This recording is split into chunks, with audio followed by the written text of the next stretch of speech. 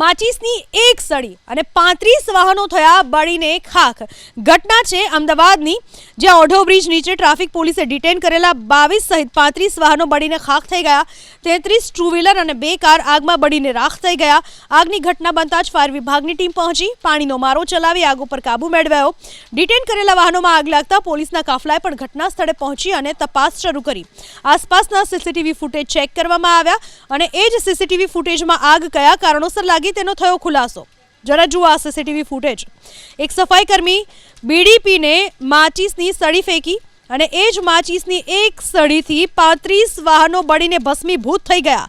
સમગ્ર મામલે ઓઢવ પોલીસે વધુ તપાસ હાથ ધરી।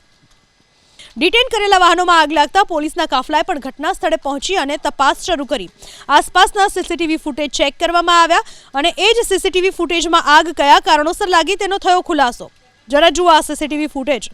એક સફાઈ કર્મી બીડી પીને માચીસની સળી ફેંકી અને એ જ માચીસની એક સળીથી 35 વાહનો બળીને ભસ્મીભૂત થઈ ગયા। સમગ્ર મામલે ઓઢવ પોલીસે વધુ તપાસ હાથ ધરી।